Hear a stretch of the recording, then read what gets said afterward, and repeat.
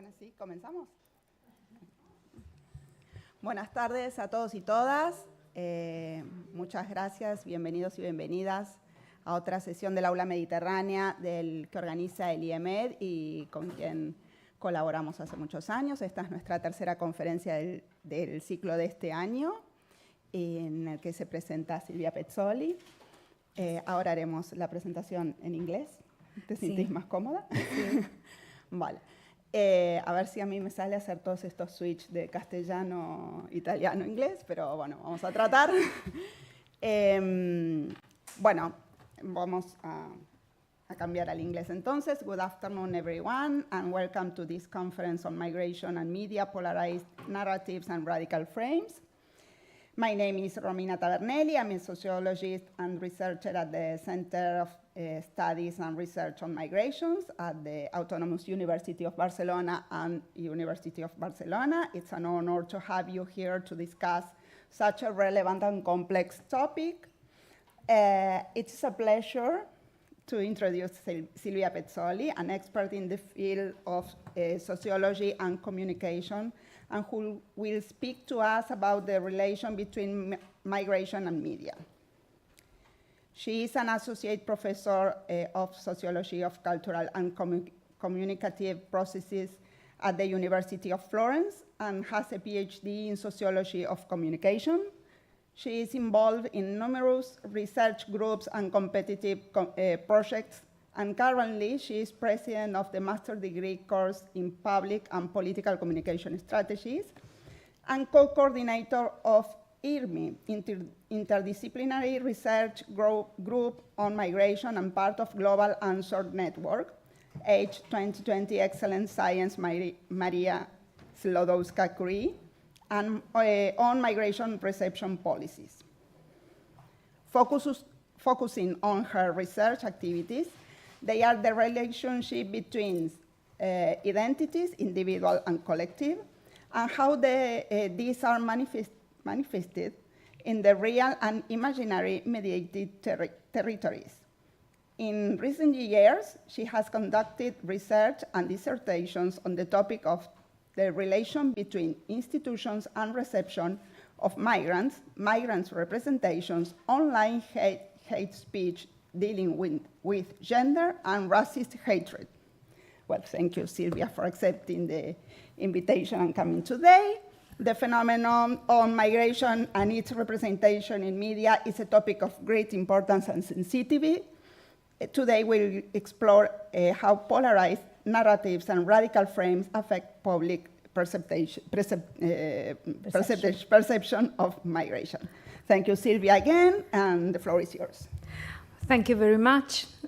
Such a long description, but I'm here. I will tell you shortly why I'm here, because I think you're all almost expert on migrations and refugee studies and so on.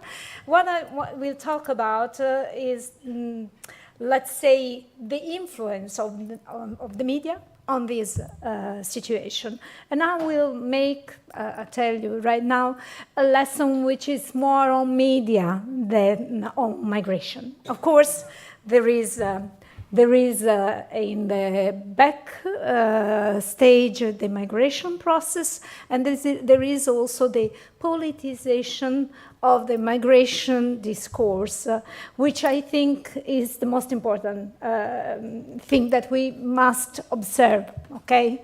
We are in two countries that are actually now governed by two different wings, let's say political wings, but there are some similarity. I've already seen that the process is very similar from the Italian point of view and the Spanish point of view. Thanks a lot to Romina. We have also been working together. We have been studying something very interesting. We have made a study together on the communication strategies of Salvini and Burrich. Brava. Yeah. So we have made this sort of comparison.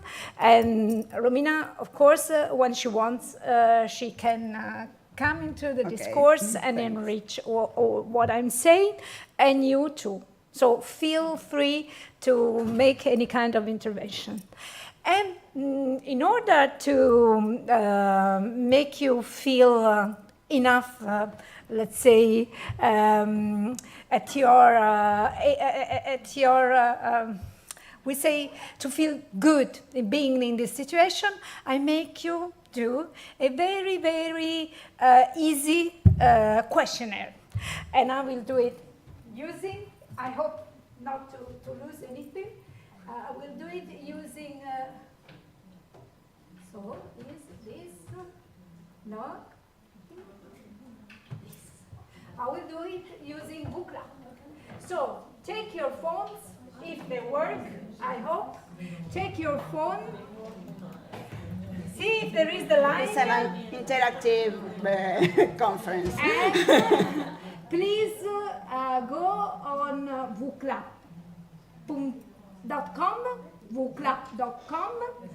and print this code. Can you do it? Can you go on vuclap.com? Vuclap. WOOClap.com and then put funnels. Sería WOOCLAP, clap, like clapping. .com. Do you have it?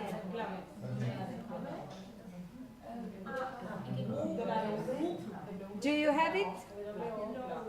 Are you there? Yes. Could you spell, please, the... Sí, WOOCLAP.com.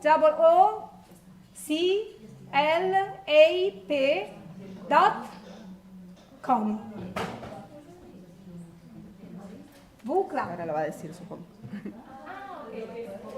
Are you there? Yes. You're all there? Please, the code is funnels. FUNOLS.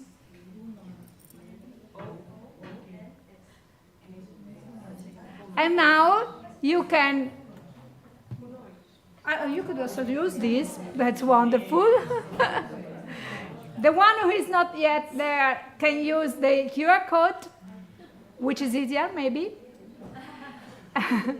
And then please start with the first question. And start to answer to the first question. Which country has the highest number of international migrants? You are anonymous. I will not know who is going to answer and who is not. Already 9 answered.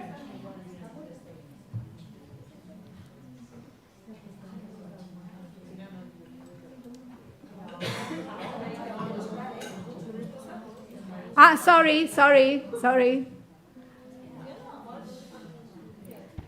Did you answer? Yes. Okay, second question. Which region hosts the highest number of refugees?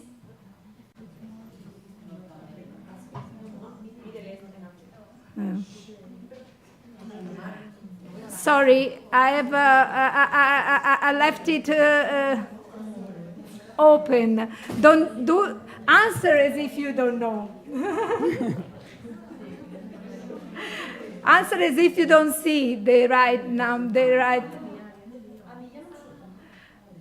Okay. Which country has the highest number of refugees? Please don't look the right answer. Do it. You don't have it, but we can see it here. I don't know why. And that's why I'm going quickly. Which country has the largest number of refugees in relation to the number of inhabitants?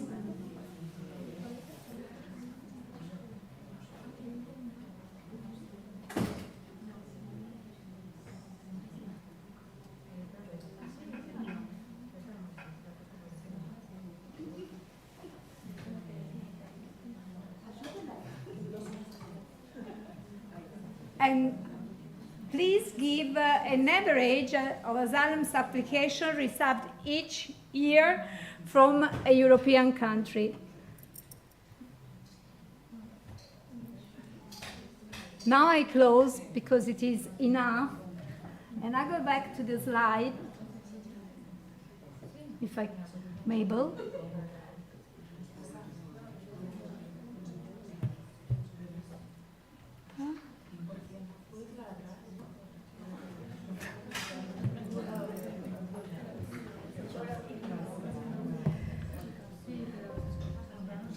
So let's talk about the answer, which I can't see actually. No, I must go back here. Sorry.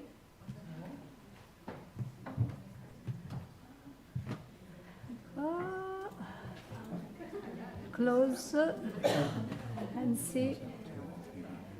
So.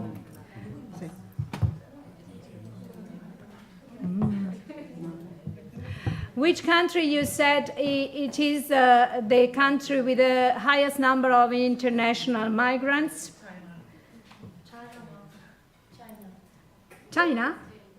United States. So it was the most easy to grasp. But it is important, no? Because we have different impression from what we think. This was the kind of game that I wanted to do. It was not in order to know what is right and what is wrong. It would be nice if all of us knew what is right and what is wrong, but often we don't know what is right and what is wrong. We have ideas in mind, and these ideas, they don't come from anything. They do come from the media and from the media discourse, okay? Second question was, which region hosts the highest number of refugees? Middle East and North Africa is the right answer. Yes, but usually we don't think about this. No? Usually we think, again, United States or Europe. Why do we think United States and Europe? Because the media discourse put as a problem this situation of international refugees, which is actually something that it is not also, I go to the last one, which is not actually a very big phenomenon. The average of refugees, the most important European country received per year, actually it is about 150,000, which is not a lot, comparing to the media discourse on it, and to the number of media images referring to the refugees. They are not a big amount. They are not a very big amount.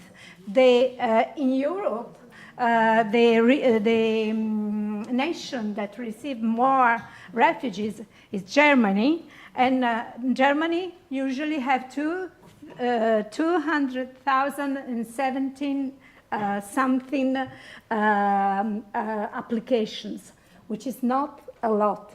And it is Germany. Usually we think to Italy, Spain, since they are on the sea. No? This is our perception. Another thing is which country has the largest number of the refugees in relation to the number of inhabitants. I put Malta. I put a country that usually we don't think a lot about. One is Malta and one is Lebanon, okay? And then Italy, India. Which one would be? It is Lebanon. Maybe you study something about this, but you never think about Lebanon as a place to apply for a sort of protection. You don't think about Lebanon. You usually think to some other country. Why we have then these sort of images in mind? We have these sort of images because we have a discourse made by media. The media are responsible for this. this was my starting point. Now I go back to the slide, and I start presenting you what I'm talking about. I'm talking about why the media are important, and the answer it is not only because they spread contents, but because they participate to build cultural forms, which is something different, which is more important than spreading contents. Why representations are important, and how can we study representation, and what can we observe as soon as we pay a deeper attention to the contents. So media are a sort of continuing presence in our life. Think to your own life, and you will find out that you make more experience, more mediated experience than direct experience of the world. You know much more about the world through a mediated experience than a direct experience. Just think about something easy, a travel. When you travel to somewhere, you know already a lot of information, and a lot of, you have already developed an imagination close to the country you are going to visit for your first time. This is how the media works. So they have a very big influence in our life. And they have an influence concerning their presence. They have an influence concerning deciding what is important for us and what is less important for us. Usually the media don't tell you what is less important. Usually the media tell you what is more important, but they don't tell you. They build the priority of your life.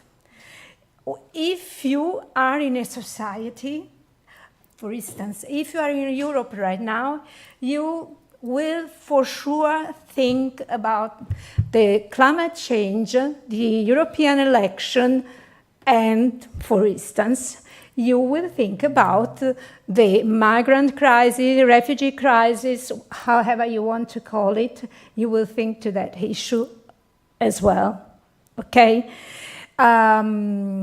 You will think about two words that we have right now.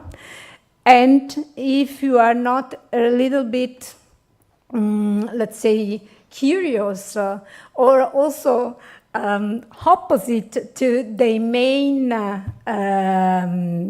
way to think about these two words, you will have a specific position that almost all the media presents you.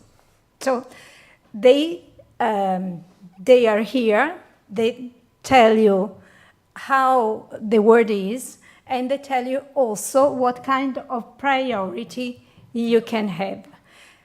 The example of the worst, is also useful to think about the kind of frame you must use in order to understand a specific phenomenon. They do not only tell you there are two words, but they tell you something more. They tell you how you can frame that situation, how you must look to that. And also they do it constructing a sort of discourse. What does it mean that in our society there are specific kind of discourses concerning the media or concerning some phenomenon? That means that the society is building a specific tale on this specific issue. we used to have legend, we used to have religion. They gave much sense to our societies. We have less legends, we have less religions, we have many discourses. And they usually now have a sort of specific dynamic. They don't have gray colors. They are black or white. They are well discriminating the position on a specific issue. They are easy to understand, very easy to understand. And I'll tell you why, trying to put together, to put underneath the lens, the media, both as media contents, but also as media object. The materiality of media is very important. The physical dimension of media. Look at this. It is different from this. It is very different from this, what used to be this. It used to be at least one room. And this is something that is very important to think about. Not only the contents that the media spread, but the physical object that they use in order to spread contents. The effect is different. So I'm going mad with all those things. Start with the perception. Again, another quick exercise. Who is he? You say, I don't know. Then, who could it be? Tell a story about him. Who could it be? One of you. What do you think is his life? Who could it be?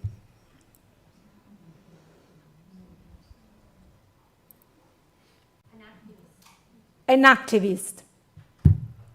And you're right. Also, if it's not his, let's say, first role, anyway. But now it's easier. We know that he's not a common person, he's an activist, and what could he be?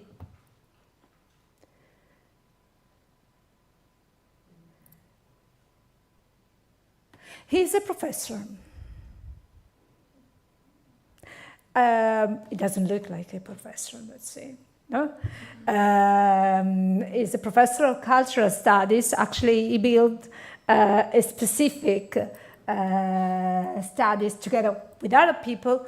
He is basically a sociologist, but he built this new discipline, which is cultural studies. It's one of the most important intellectuals of the last century, and he's not anymore alive. He died young in 2014, I think. Anyways, Stuart Hall, if you want, you can go and look for what he did. And what is the relation between these two women?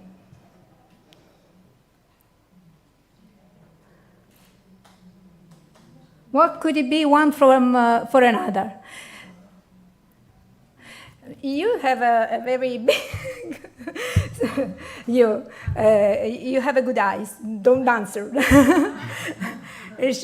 Someone else should answer. First ladies? And so, but you didn't think to this.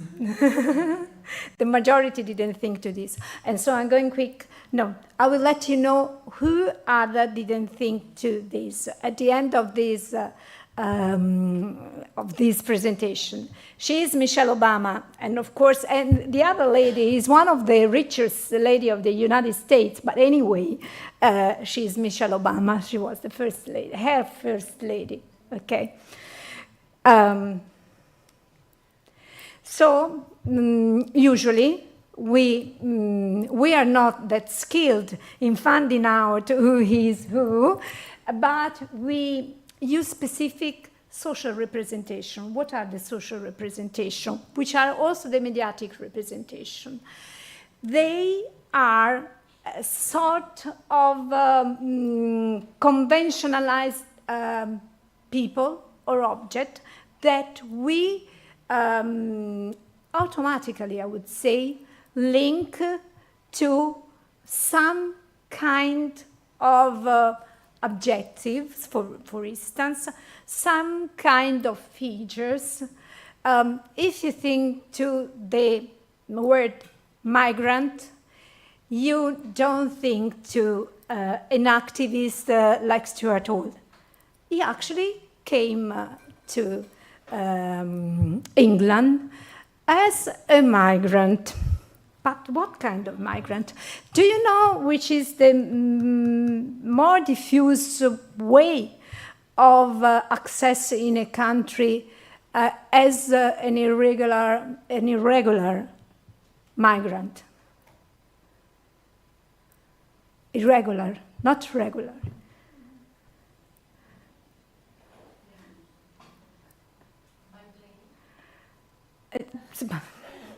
And how? Touristic access, normal touristic access. We usually think to this migrant coming with their boats. No, this is not the most diffuse way to come. The second one is that of Stuart Hall. He had scholarship. Then he remained in the United States, but he had a scholarship. Then also study permission. These are the main, the most used way to stay in a country and to remain in the country, of course, when the visa expire, then you are irregular. And this is the majority, the situation that the majority of people have. And it hasn't got to do with anything to do with all our imagination. If I tell you migrant, you have, and you don't tell me, I know you don't tell me, but you have in your mind a specific kind of human being. Okay? You don't think to someone who is going to take a microphone and say, make act other people like the way you think it is good. We think to something different. And we have a sort of two-step way in order to build our representation of people. Representation, which is both mediatic and real representation, just built with the experience, but we have some representation. And it is made through a sort of anchorage that means a sort of knowledge, a sort of shared knowledge, like Italians. This is the best way to make an example. I think I'm not the only Italian, but anyway, I can say what I'm going to say. Italians are loud. Okay? Italians are loud. It is not true, not all Italians are loud, but you have a representation of Italian when, as soon as you have experienced this situation, for instance, knowing me, I am loud. That is true. But for other things, I'm maybe not the typical Italian, no? And you make an objectivation of this. All Italians are like this, are loud. And when you think to an Italian, then you think to someone who is loud. You have a representation in your mind. You have a representation in your mind. This is the way we usually think our reality. It is a first step to go to something that you know for sure better. And I'm going quickly. And this is what you know better. What is it? It is something old, sorry.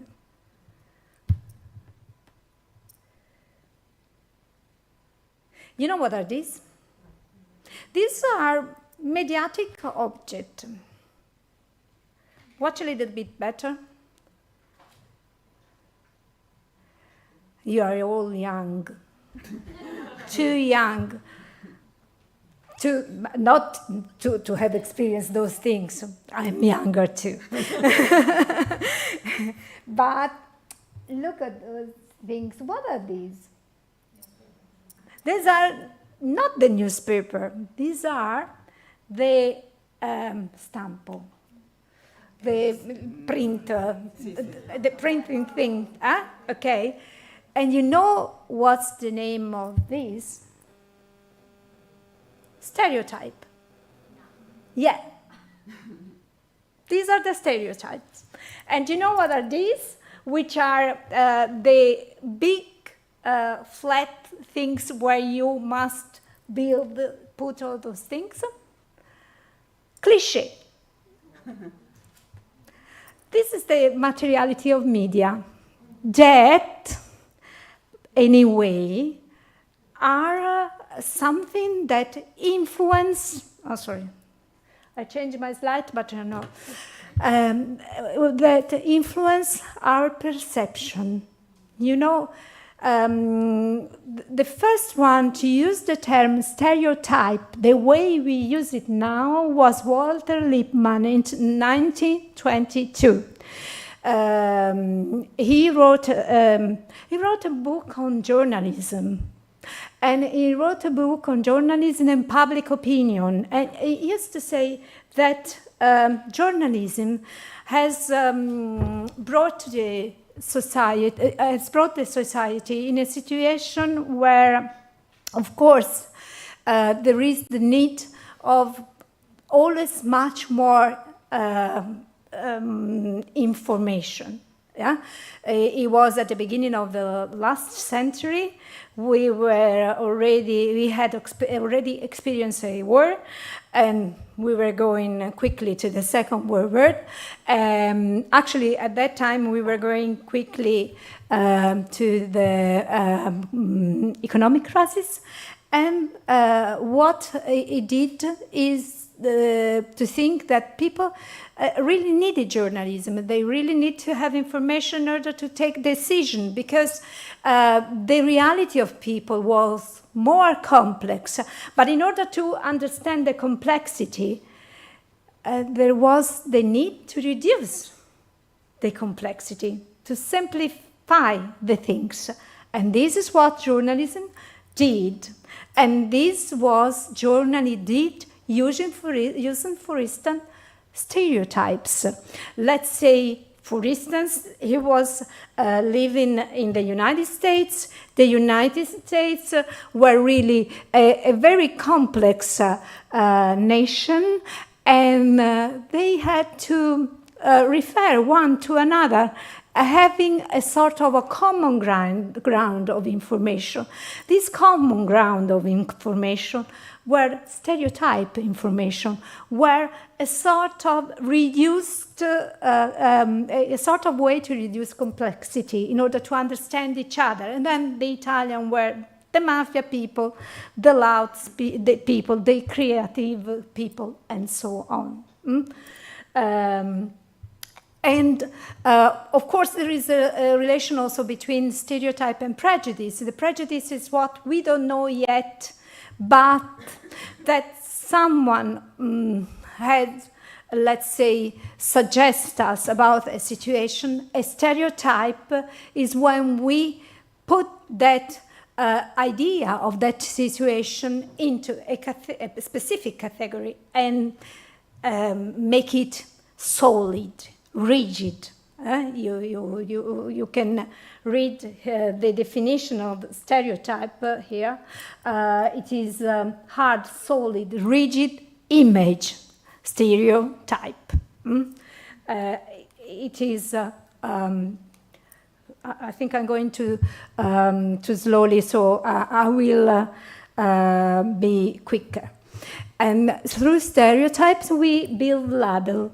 We give the reality a sort of label in order to better or easy understand. But the media have also another thing, another problem. They have frames. Also, when you do a picture, you can't take everything. You must put the content in a frame. And if you take a picture from there and from there, you see two different realities. And the frame is a consistency part of the content, of course, because it just defines the content. And to understand what are frames, you must think actually really to a sort of painting. And in order to have a good paint, you must decide what to put in, what to left out. You can't put all the reality into a frame. And also, we have, through media, impression of the reality. So it is something not important, no? Because it is an impression. But estar impresionado is very important. It is not just an impression. It is something that remains on you. And it is something that builds the form of your way to think the reality. And if you don't want also to listen to this impression, you have it already in your mind. And you give the sense to the reality through that sort of impression.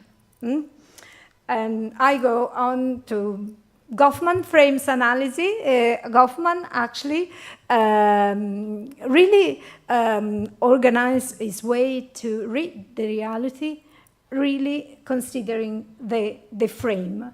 Let's say that for him, the reality has different meaning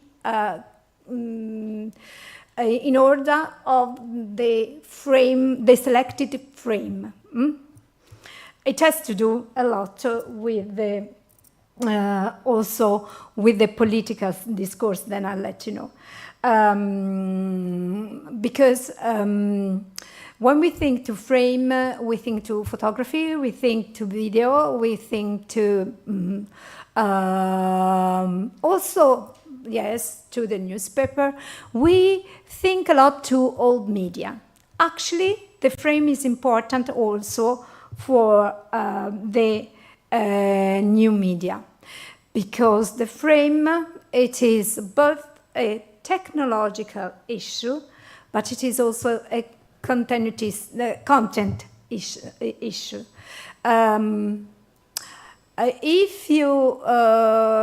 If you think, so I'll tell you something that I'm not going to explain later. If you think to migration as an emergency, you put the content, which is migration, and you put a frame, which is the lens you look through in order to understand migration. And if you put the emergency frame, you will never accept, it will never be in your mind that migration is something that have always been in our lives. All the people move from a place to another, and migrants are people that move from a place to another.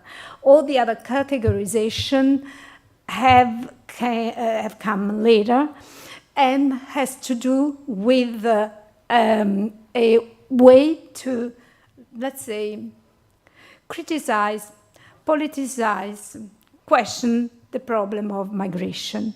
But if you take off the frame of emergency, you have already a different way to look to the problem. And also, media are cultural forms. In a sort of mass mediatic situation, which was let's say, the frame until the diffusion of the internet era, you had the first situation, okay? A transmission to all the people made in the same way. Now we have that situation and the old situation. They are both here, no? They are both living. But this situation has a peculiarity. As you can see, people are linked one to another. There is not someone who is special in between all of them. There is a sort of, we talk about horizontal communication. A communication, no, see, yes, a communication that goes from a person to another.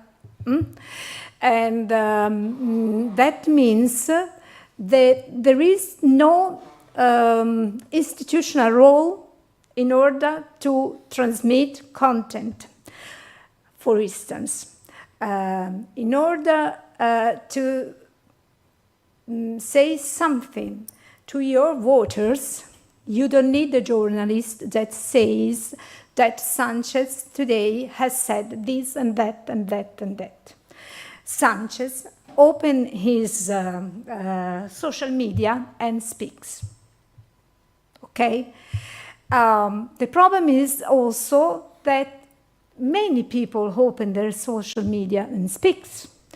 And the problem is that Sanchez, I said Sanchez because I was thinking to him, Milei, if you give a microphone to Milei, he has many microphones for itself.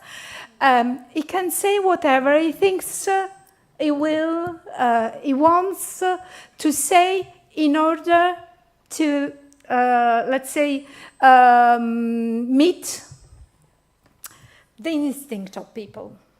The instinct of people. Why do I say the instinct? Because he tried to be as easy as he can in order to be understood from the majority of people in a sort of situation where there is, for instance, there is not a journalist who says, Milei has said that, but the data say this, this, and that. Or the journalist that asks a question to Milei, for instance. Now we are talking about him, but anyway, we could use the same metaphor for Sanchez. Do you know, once there were the press release, there were the press conferences, where the politician had in front such an audience, and the people were asking them all the questions, and those questions were referred on the newspaper. Now the politician speaks directly to the other people. And this is something that looks very democratic. And I think in a way it is very democratic, because also you can answer directly to your the person you prefer. The problem is that of language, and the problem is that of content and the quality of content.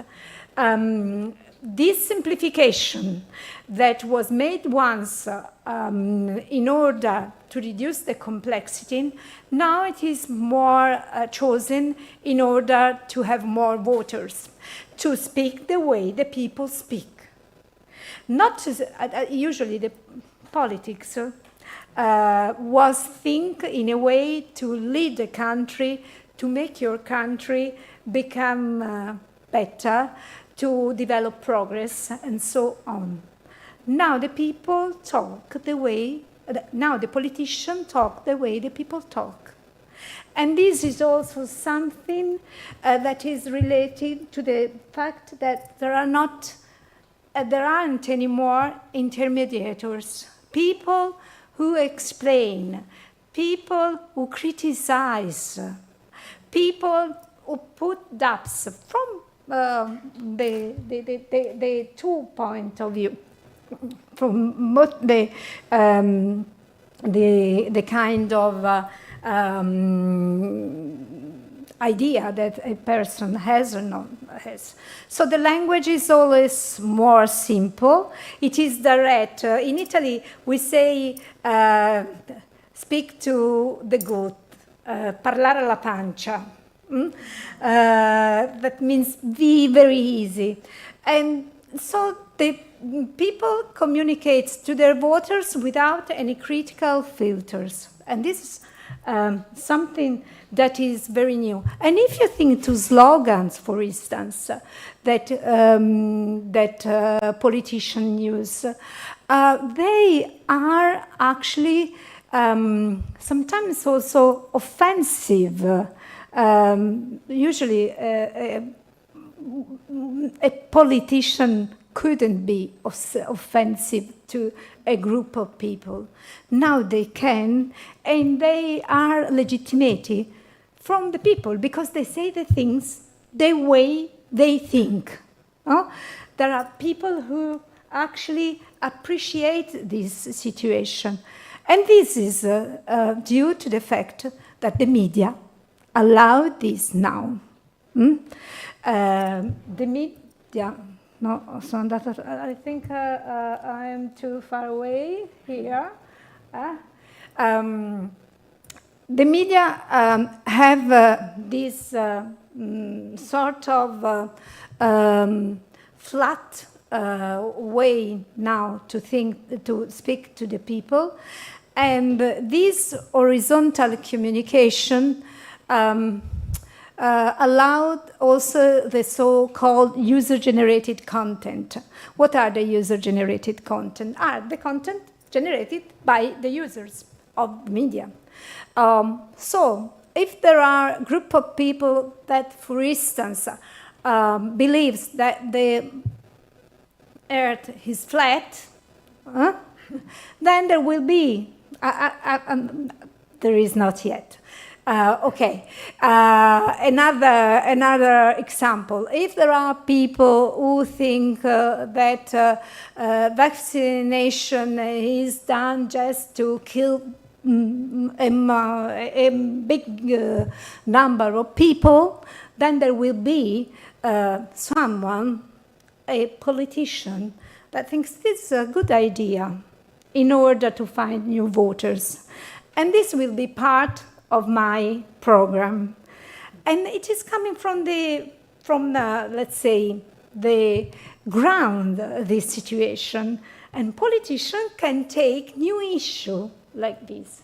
Many issues that now are important for politicians, and one for sure is migration.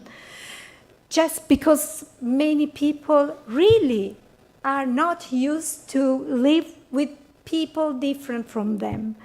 That doesn't mean that the politician should say, "You are right, I tell you how to do." Usually a politician should say how to live with people who are different from you. But with this situation, with the number of likes that an influencer takes carrying out a discourse, with the kind of insights that you can have in the web, you know what are the most popular words. It's easy. Also with Google, you can control what kind of issue are the central issue from the debate online. The politicians don't give ideas to the people in order to build their agendas. They take the idea and they say, look, there are people who don't want to pass from the diesel to electricity, to electric car. There are a lot of people. Why don't take this chance to build a different program. It is also the web. It is also a web of sensitivities, no? A way to have a sort of a compass to choose what to say. I don't think many politicians are so bad like their programs, but their programs guarantee them to have a big number of people that follow them. So it is a sort of, let's say, way to go to meet more voters. Another thing is that online, there are these so-called algorithms. The algorithms are very important if we talk about governing the web. The algorithm usually select the people again through their favorite choices. And they identify the people that could be, let's say, linked to some specific issue. And they build groups of people. How do they build a group of people? Giving them similar content. If I open my Google and she opens her Google, probably we don't have the same priority list of contents. So they build a group of people, and this group of people will become, like Sunstein suggests. Actually, Sunstein suggested in normal group structuring between people. Usually, the people think to people, the teens. The teens live in groups, and my group is stronger because it is like this and that and that and that, and usually it is the opposite of the group they want to fight, because they define their identities through differences. The same happens in the online web, and what happened is this sort of situation. If you think that we must find a solution in order to give protection to refugees, in order to give the possibility to people to have a better life, you are there, and you never face the same kind of content, or just in few situations, the same kind of content that those people who think they are coming here, they are destroying my identity, for instance, they have another religion, they have another ethnicity, and so on, and they must stay home. Look, this is a simulation, used also by Sunstein, of the way we usually polarize our content, the use of our content on the media. Look, there are really a few red points in the blue big patch, and the other way around. So the media have a big power. Frame. This is the Meloni program in 2022, the one who won, when she won the election in Italy. And the point concerning migration, because I went back and I wanted to see what did she say about migration in 2022. Look what is the title of the program: Security and Combating Illegal Immigration. The problem of security and combating illegal immigration. And there it is the only point where she talks about immigration. This is a frame. This is an example of framing the problem. And if you go, and then I'll tell you something that already other people have done.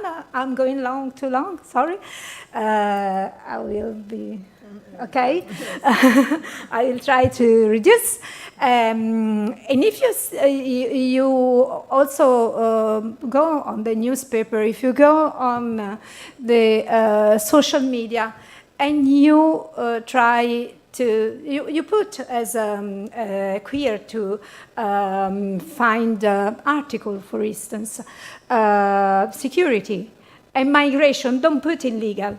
Anyway, you will find a lot of articles, because in many countries, and also in Spain, because I've done it before coming here, those two things are put together. This is a way to frame the problem of migration, okay? And this is the way you should look at the information.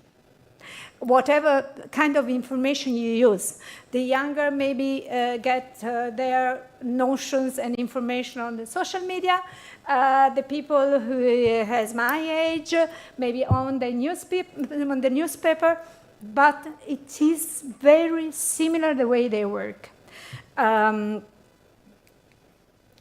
Just to make some example, there I just put a very neutral query, Meloni and politiche migratory and migratory policies.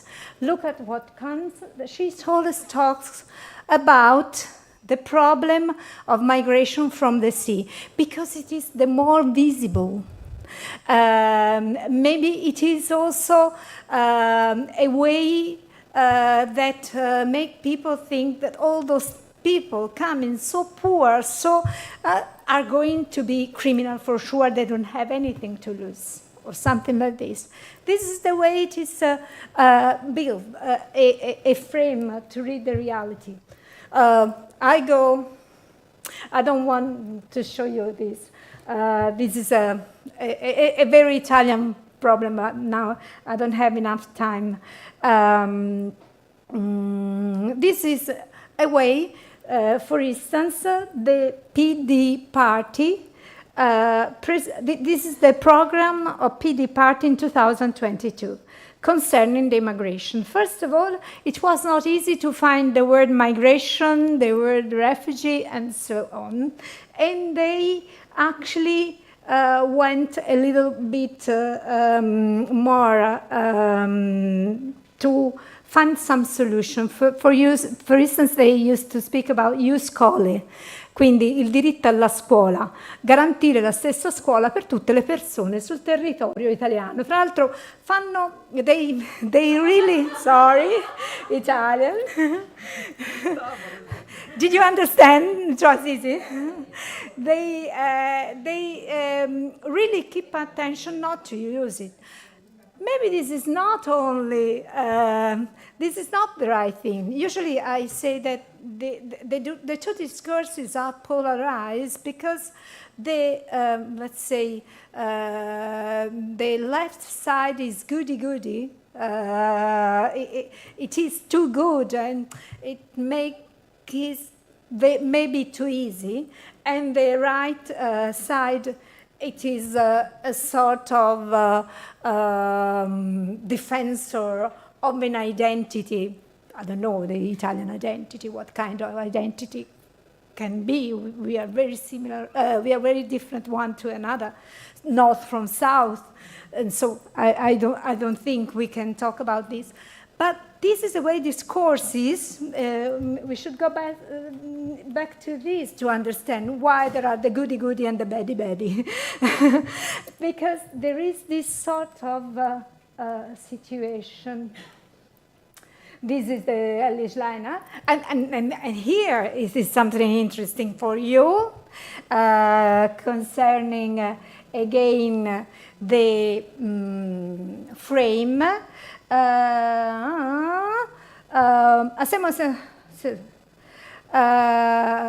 Acabemos inválidos de inmigración ilegal. Porque he never talks about immigration. He always talks about illegal migration. There is no migration without illegality for Abascal.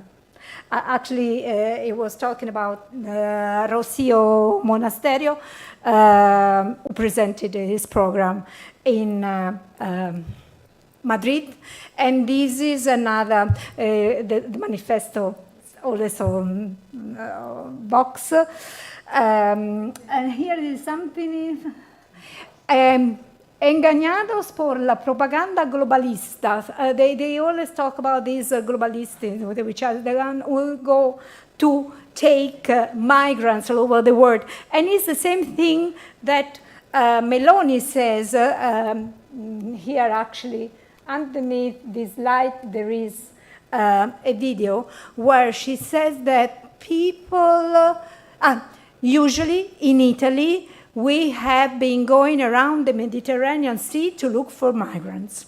This is the presentation that Meloni gave about migrants. Another way to look to investigate how the media build the migration discourse is to use the content analysis. The content analysis is a specific methodology that is based on identification of specific words and specific occurrence of words, the kind of presence they have, the kind of context they have, and the kind of repetition they have. You have some examples, some important example of this use of this methodology, especially if you want to keep on studying the migration problem. There are two kinds of researches that actually are annual researches. I bought the Italian one and the Spanish similar research.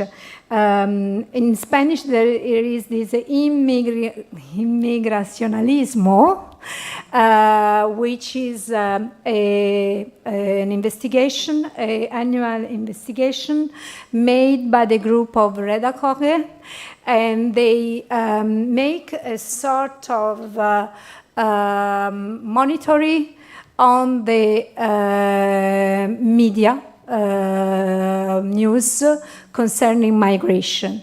There is a big part where they do content analysis, and then they see what kind of terms are used in order to speak about migration.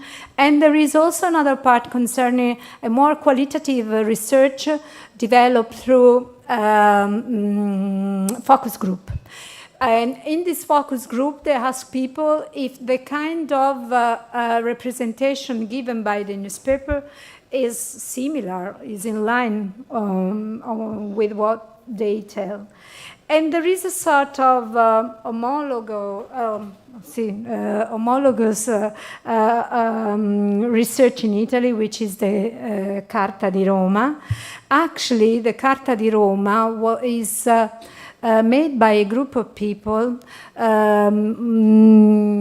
also the University of Rome La Sapienza, the Order of the Journalists, and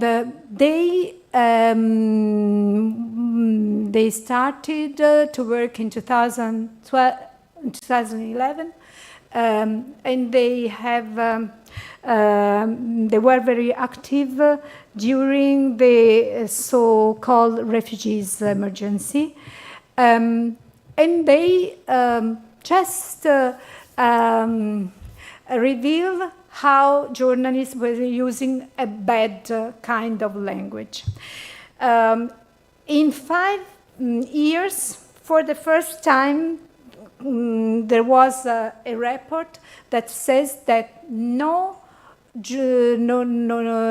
newspaper and no journalist use the word clandestino. We use it in order to say illegal migrants and so on. Now in 2023, there is the last report that says that there are again these incorrect use of the language coming from the journalists, for instance. And this is linked very often to the fact that they just quote a politician that used that word. One of our politicians who preferred to say that is Salvini, for instance, and he used it a lot. And the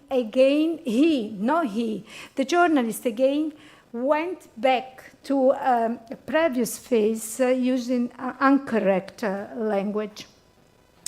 And then I show you the last way that is interesting to use when we try to analyze the discourses on the media. There is a scholar, maybe you have found him again in some of your researches, Theon van Dijk. He has been studying media racist discourses. Actually, he was very active in the 19th. Can you imagine, in the 19th, we didn't have also all this attention to the way we use the language. Think to the gender, to the problem of gender in language. We didn't have that kind of attention. He already was trying to understand how the building of racist discourses function. He actually understood that there was a sort of correspondence between identity and ideology. When people were talking about something linked to the identity, they built a sort of ideology to protect their identity. And he found that in each discourses there was a sort of indexicality to understand if there was a problem of identity. What could be? Could be, for instance, the use of the term black, white, the use of terms like clandestino, the use of terms like irregolare, irregular, and so on. These are sort of index that they just show how the language is built. And they have a sort of semantic macrostructure, he says. And he says that if we want to find out what is a racist discourse, we can surely meet some specific issues, which are that of migration, ethnicity, access to housing. This is another thing. Usually we say, in Spain, there is this big problem of la vivienda. And if we think to that big problem, the first thing that we think about is about migration. We don't think about the fact that it happened the same in Florence, that the houses are becoming more and more expensive since there are the tourists that pay a lot to come in our cities. We think about migration. And this is something that he faced in the 19th. Terrorism, crime, violence, and access to social services. We, I think also in Spain, but in Italy, for instance, reduced the offer of social services, and then we blame migrants to use social services. Actually, we are also making a research on the presence of specific studies on migration in social services curricula, and they are almost absent in Italy. So, implication of presupposition. Usually, in discourses which are not well explained, we give something for granted, take something for granted. As we know, no Italians are allowed, for instance. Or we start from a presupposition, for instance, security and migration. This is a presupposition that migration has something to do with security. We don't know. It is a sort of presupposition. Contracts, it speaks about the ideological square. What is the ideological square? It is a sort of division between two groups. The in-group just put in the light the best things and put in the light the worst things about the out-group, and the other way around. And then examples and stories. If there is a bad story you could say about the group you want to blame, you say that bad story. And this is a way to close, because we don't have good stories about migrants. But not because we don't have the possibility to tell good stories, because they don't have the voice, and associations don't have voice, and ONG don't have voice. You never see on a newspaper the explanation, let's say on a newspaper, but it is the same also. It is really the same also online. You never see a sort of counter-narratives. There have been a lot of European programs financed to build counter-narratives of migration, but they stop at the end of the project. There is not an attention on this sort of possibility to tell another story, to build a different discourse. In Spain, you have Por Causa. I don't know if you know it. It's an association of journalists who try to do this kind of new discourse. And they actually have a sort of continuity during the time. Otherwise, for sure you will never find a politician who says something different about migration. Migration is a good field of play, no? And it is good to be politicized. And then, or whether is the population to build another story, or is are the association, are the people, are the migrants to build other stories. Otherwise, migration is a good curtain behind who you can put other problems like economical problem that don't find an easy solution, and other political issue that are not easy to be solved. And then you put migration in the front.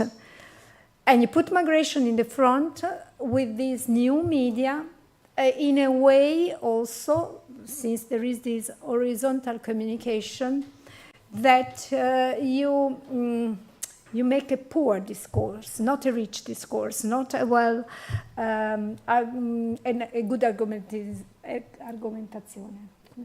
argumentation, but it is a very low level. So I close. I think I face all those things. So, però I want to show you something. Just, this is not artificial intelligence, but, no, sorry. I saw it here. No, it's nice. Look what the computer automatically made. Look. Yes. And I went on a program of artificial intelligence. Sorry, I didn't pay, and so I could just produce a picture, and I said, please draw me a migrant, and this is the migrant. So it is nice also to think about the artificial intelligence. We have a big responsibilities in it, because the artificial intelligence is done of our intelligence. So if you really want to see the representation in mind, go and put it on the artificial intelligence, and you will know the most diffuse representation that you can, that usually the people use on the media. That's it.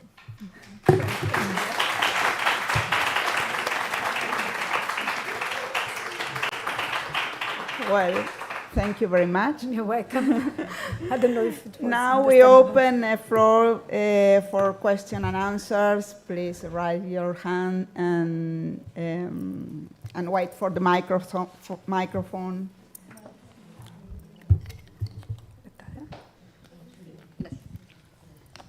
Hi. I just have like 2 questions, and I also want to add some comments. So my first question is related to the frame.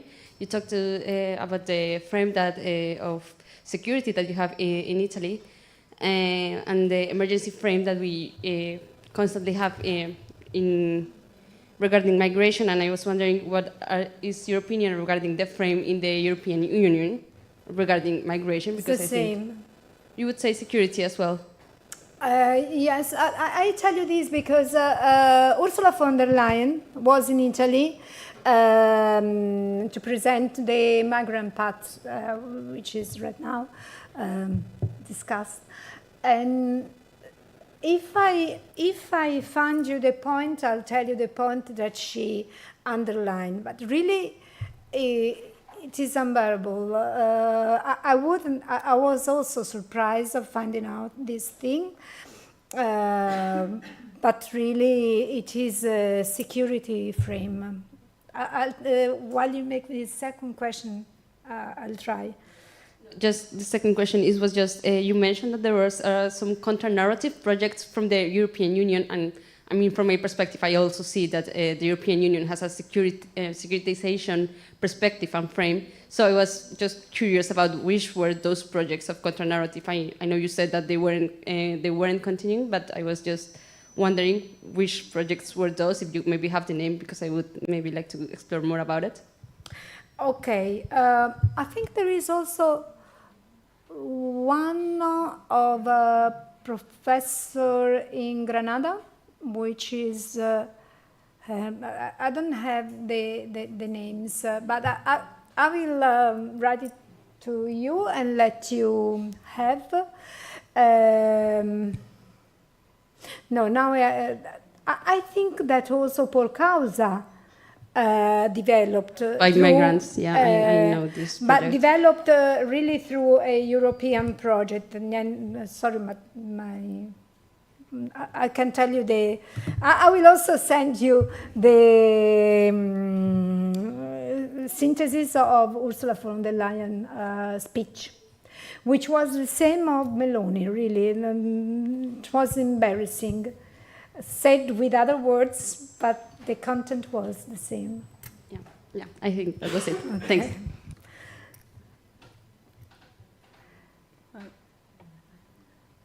I don't know if is there any question. Yes, Alberto, please. Thank you. Well, thanks for the presentation. It was really interesting. And I was wondering, when you talked about this problem of disintermediation and the lack of intermediaries, between politicians and the society. So how can we restore this? How can we build trust again with intermediaries so that politicians can use them? So I'm thinking, like, how can this be redressed? This is something that we discuss often with journalists, because talking about media, maybe journalists were the most important mediator. The problem is that journalists, in order to be read, use often the same kind of technique that Google itself used. The journalists go and look for the insights, and starting from there, they build their contents. Since the newspaper now, of course, don't live because of the paper newspaper. They do live because of the online newspaper. And then on the number of read they receive. So it is a hard thing to be faced. One thing could be to think to public service, a real public service in terms of information. Maybe, let's say, not controlled but supervised by all parties in order to be neutral. And the other thing is, I don't know if I'm sure you have this sort of newspapers. We have the Post and the Huffington Post, which are actually newspaper made by contribution of other newspaper in order to, let's say, make a comparison between the news. And this is also a way to build a more independent idea of journalism, but these are contents that usually people watch if they are already, let's say, if they are already interested to the problem, if they are already high educated and so on. I think a public service in this situation would be the only possibility. Otherwise, the journalists will also look for money. And the money now is the number of reads you have. In order to be read, you have to use the algorithm in a way that will bring the person to read you. And also, it is a society that must rethink itself, because the problem of intermediation is not only a problem in journalism. It is a problem, for instance, in school, in university itself. Most of the things we use to build our education is ready on the web. And so the teacher and the professor itself must rethink to their role, which is always a role of mediation, of interpretation, of help understanding the things, not only building the notion. No? And this is something that we have in all fields. The problem of intermediation actually was born in the bank product, since, for instance, the companies that sell autos began to make prestito.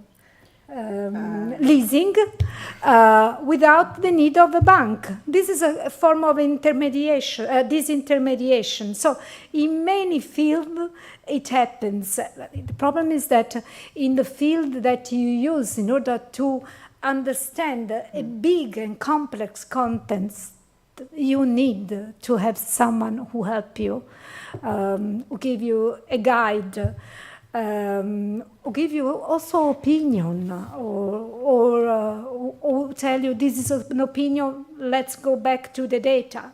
These data say this and this and that, and could be read like this and like that. So I think public service maybe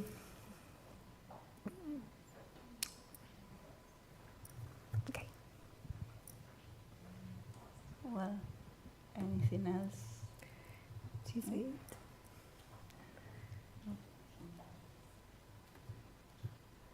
Well, Okay, thank you.